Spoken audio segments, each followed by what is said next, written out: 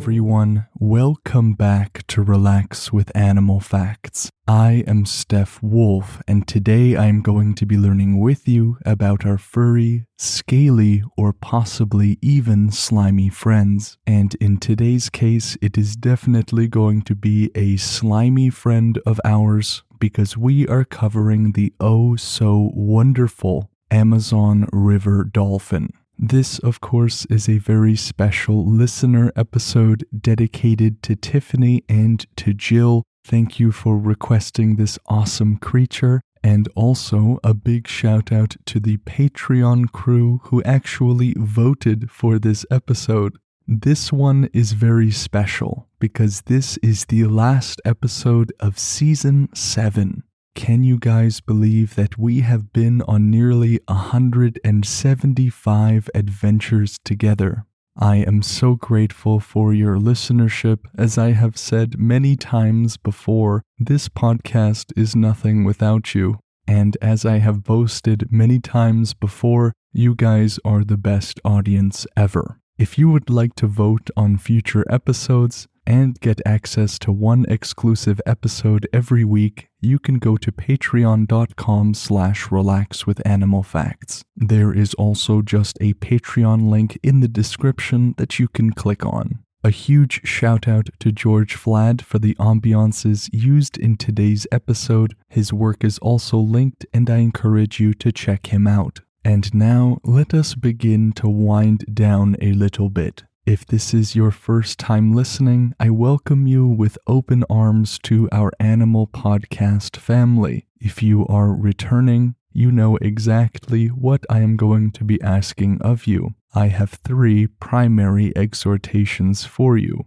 The first is to put on some clothes that you don't mind getting a little bit wet. We are certainly going to be needing those for where we are going today.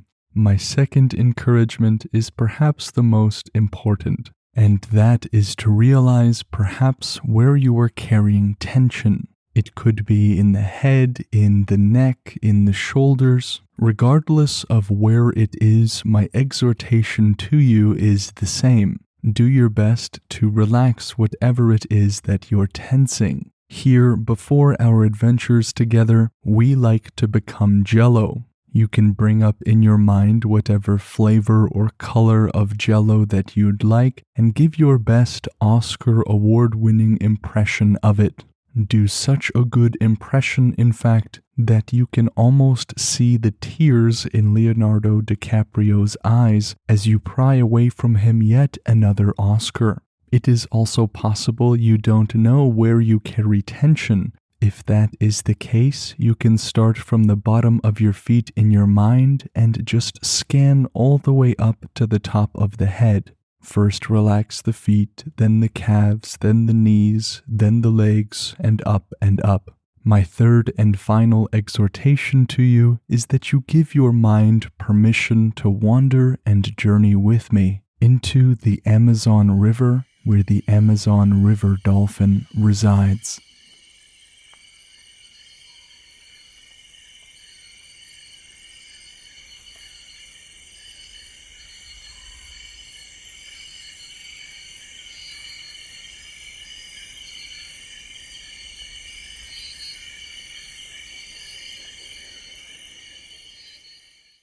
What an absolutely amazing place. It is every springtime when the rains begin to fall in South America that the Amazon River and all of its tributaries begin to spill their banks. A consequence of this is a kind of wonderland. Thousands and thousands of square miles of rainforest are flooded. What was just a few months ago a wonderful rainforest has turned into a surreal tree-canopied sea. This environment is one of dreams, and I think it is only appropriate that we learn about an equally amazing creature, the Amazon River dolphin.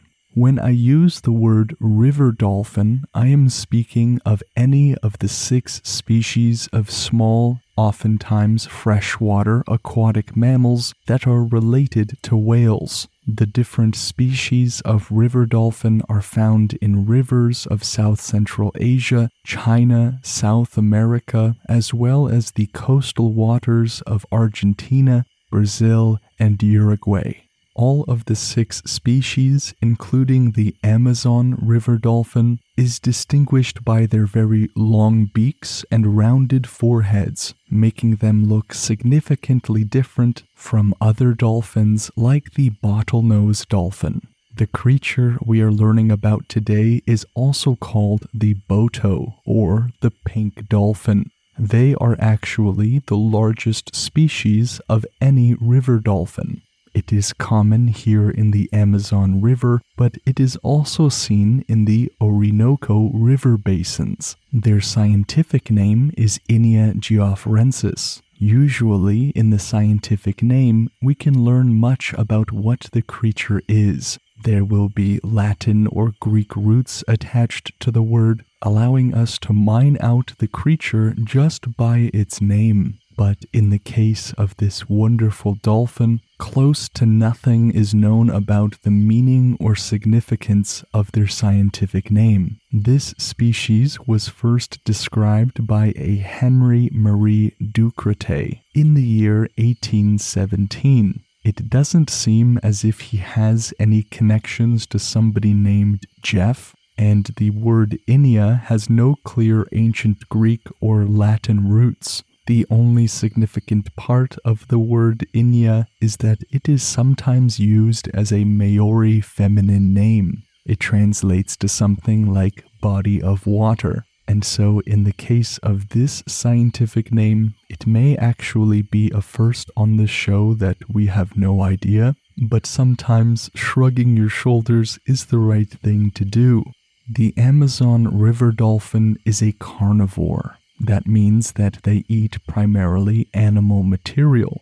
They will grow up to 8 feet in length, weighing up to 450 pounds. This is no small boy.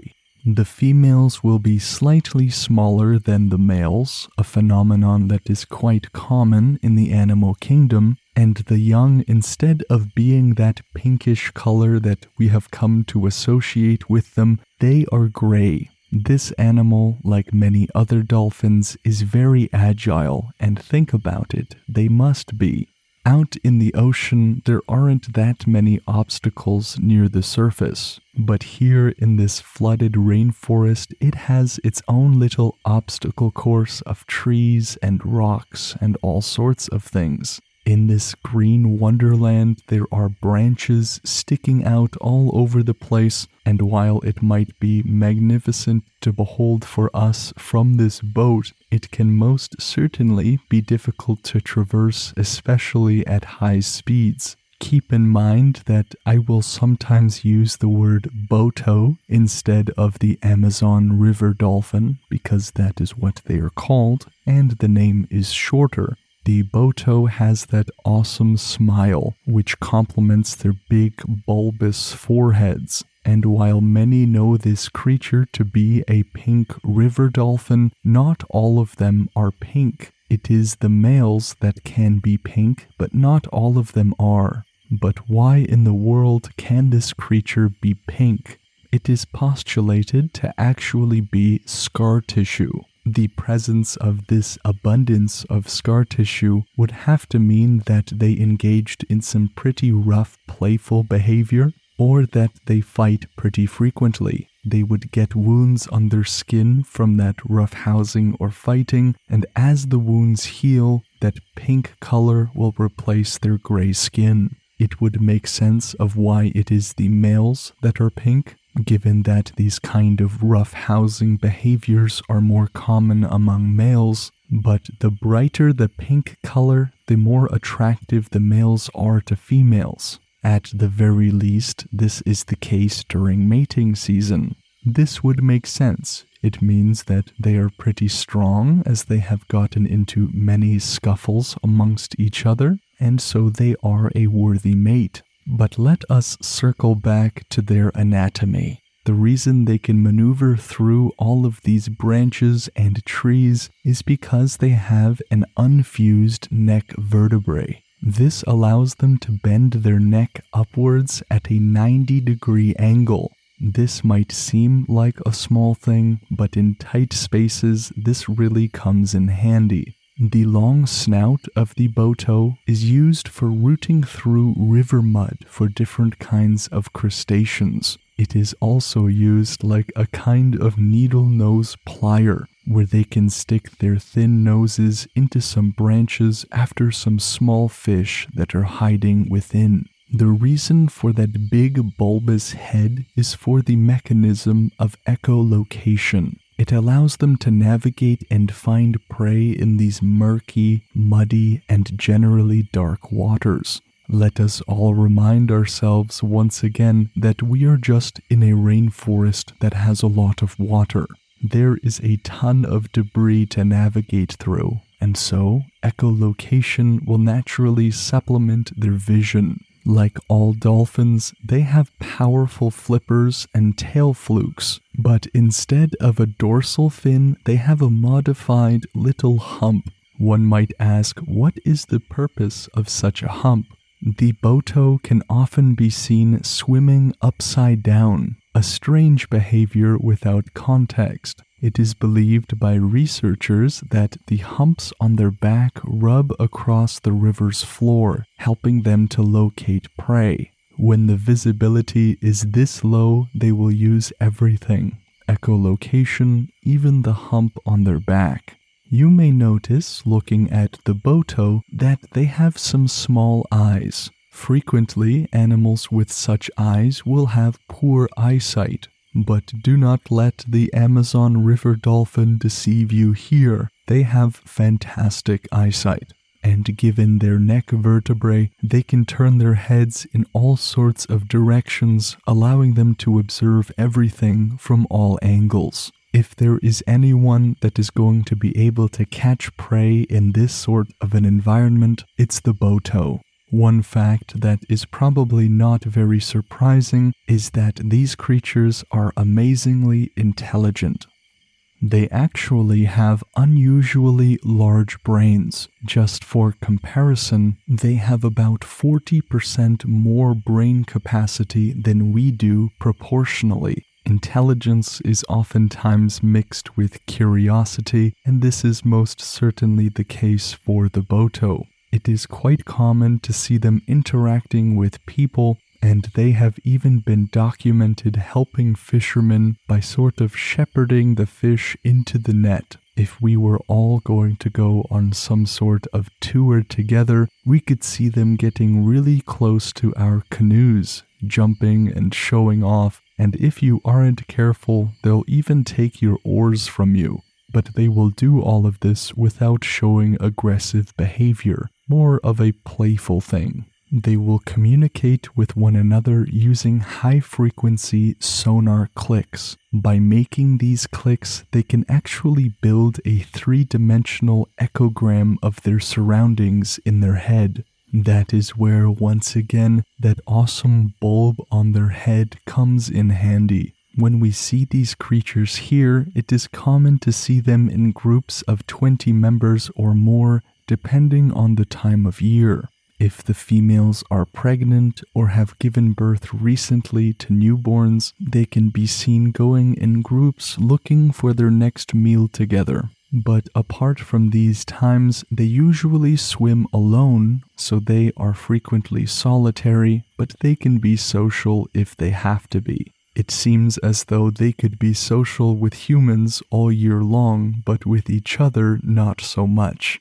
These animals are not the most picky eaters. During the daytime, when they are very active, they will eat mostly of what falls into their mouth. This helps given their environment where there is so much diversity. They'll enjoy a diet of more than 40 species of fish, turtles, crabs, and shrimp. They actually have the equivalent of molar teeth just like we do, likely due to this great variance in their diet. These amazing dolphins use their teeth to grind up food before swallowing, something that is a bit of a rarity for many marine creatures. This animal is considered a mythical creature by many. In South American folklore, they are often depicted in ways that are not so great, usually as some kind of trickster or deceiver. One legend claims that these dolphins will morph into handsome men, actually using hats to cover up their blowholes. These sneaky little guys. But if there is any creature that would try to do this, it would be one as intelligent as the Boto. Another legend says that if you go swimming alone, these dolphins may whisk you away to a magical underwater city. While some may see this as an amazing experience, this has actually caused many to not even go near the water between dusk and dawn. It also caused some to be so cautious so as to not enter any water bodies where they are found. Another manifestation of their intelligence is that in courtship displays, male Botos will sometimes beat the water with branches or grasses that they're holding in their mouth, and have even been seen to hold live turtles outside of the water to impress females. Females will give birth to one calf after a pregnancy of about 11 to 15 months, quite a long time. The young dolphins will be nursed for more than a year, staying close to their mothers in hunting and everything else. Now let us move to their name. What does it mean, or where does it come from? For the most part, I think the Amazon and the river part of their name is pretty intuitive, so let us cover just the word dolphin. This word is used to describe a diverse group of marine mammals, also including the porpoise. We have been using this word since the mid-14th century, so quite a long time. It is an import from French, which takes it from Latin and then to Greek, Delphis. And the word in ancient Greek actually means womb, as in W-O-M-B. This is possibly referring to the fact that dolphins bear live young, but we don't know for sure. Now it is time for the dad joke portion of the episode. The portion that you guys love and the portion that grinds me to a fine powder. Check this out. If dolphins didn't live in the ocean or in rivers and lived on land instead, which country would they live in? Finland. You know a joke is good when you feel the need to apologize, but I am going to save my apology this time because on Spotify I asked you guys to give me your dad jokes, and I think that this is the only time I'm kind of grateful that we are only reading 3 together, for how many more dad jokes can the soul bear? For those of you who are unaware, on Spotify, I ask you guys questions that vary week to week, and I encourage all of you to respond because I get to interact with 3 of you every week. Eno kicks it off with this joke. The pebble toad got scared. A bolder animal would stand and fight. Eno actually finishes the joke with an apology asking for a clean slate. So you know that one was good because, just like mine, Eno felt the need to apologize straight afterwards. Rena replies asking, "Why don't cats play poker in the jungle?" Too many cheetahs. My stomach hurts, my ears are beginning to ring. You guys know exactly what you're doing. Pink Red Panda then says, check this out. 2 bats are hanging upside down. One asks the other, "Do you remember your worst day?" He responds, "The day I had diarrhea." See, that one is just straight up funny. It's clever, it's witty, so I am not sure if this is really a dad joke. I don't feel any nausea, but I still really enjoyed it anyway. Again, thank you guys for all the submissions. It is always so fun to interact with you. All joking aside, all of your jokes were good. Dad jokes for me are a real love-hate thing. Moving on to the review of the episode on Apple Podcasts, Sid M. Starkey wrote all the way from the United States of America, and Sid said, "I hope you continue this forever. This was my first podcast I listened to. I don't use this podcast to sleep, but I listen to it when I get ready in the morning. I love animals and learning new things, all while calming my mind during different parts of my day. Thank you for what you do. Looking forward to the day you hopefully do a sand hill crane." Thank you, Sid, for your kind words. I'm so glad that this was the first podcast you listened to and that you stuck around as a part of the Animal Podcast family. I am sorry to break it to the listeners of other shows, but our community here is just better. The Sandhill Crane is also a great suggestion, and if you haven't already, Sid, make sure you submit that through the website too, just in case I forget. And if you are a listener on Apple Podcasts, leaving a review like Sid did is one of the biggest ways you can give back. I have a great appreciation for those of you who have done so already, and I look forward to reading your reviews. If you would like to request an animal on Relax with Animal Facts, you can do so by going to relaxwithanimalfacts.com and going to the Submit and Animal Request tabs. To reach out to me, Steph Wolf, for any other reason, you can do so by sending an email to relaxwithanimalfacts@gmail.com or by sending a message to the Instagram Relax with Animal Facts. I encourage you to come listen on the Patreon. In addition to intro-free episodes every week, you get an exclusive episode, so we actually do 2 adventures together instead of 1. That is 4 extra adventures every month for $1 a month. If I could make the cost lower, I would. Patreon just simply doesn't let me. A huge shout out to George Flad for the ambiances that were used in today's episode. His work is linked in the description and you should check him out. The facts that were used in this episode came from aquaexpeditions.com, machutravelperu.com, whaletales.org, britannica.com, and etimonline.com. What an amazing animal we have learned about today.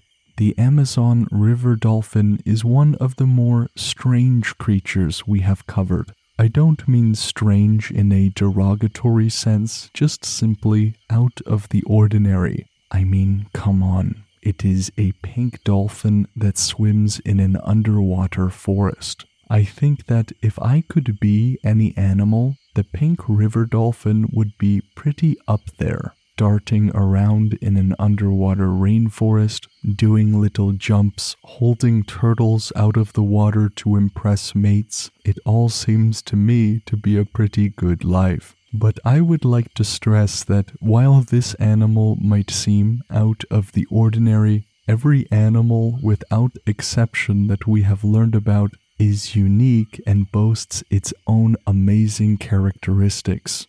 There are over 2 million species, so we have ahead of us potentially another million adventures. We have gone through over 170 together, and I again extend to you, dear listener, my sincere gratitude. You make hosting this show a joy for me, and I, as a host, am most fortunate to have such an audience join me every week. You guys make the show, there is no doubt about it.